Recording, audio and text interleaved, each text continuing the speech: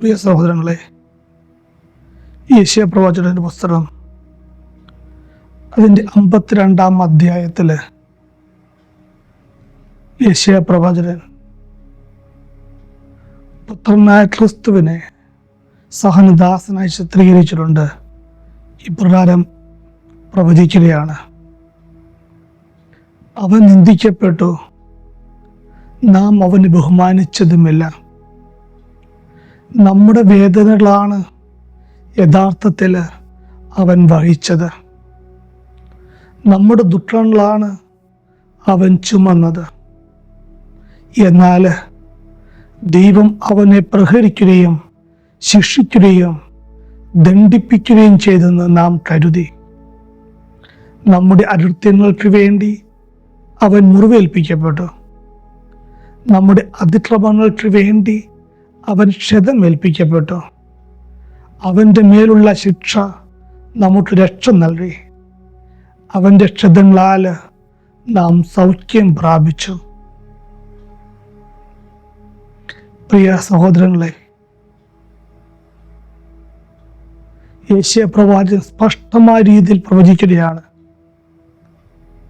നമ്മുടെ ഓരോരുത്തരുടെയും ശാരീരികവും മാനസികവും ആധ്യാത്മികവുമായ വേദനകളും രോഗങ്ങളും ദുഃഖങ്ങളുമാണ് അവൻ കുരിശിൽ ചുമന്നത്. അവൻ ചുമന്നതിനാൽ യെശയ്യാ പ്രവചിക്കുകയാണ്: അവൻ്റെ ക്ഷതങ്ങളാൽ നമ്മൾ സൗഖ്യമുള്ളവരായി.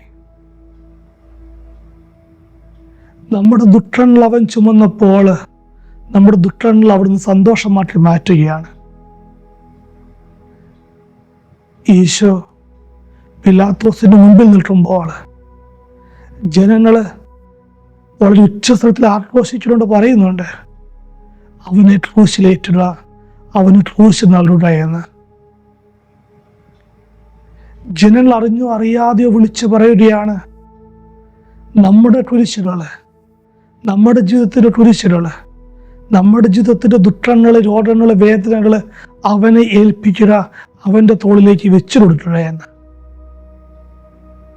ഈശോ ആ കുരിശ് സന്തോഷത്തോടെ സ്വീകരിക്കുന്നുണ്ട്.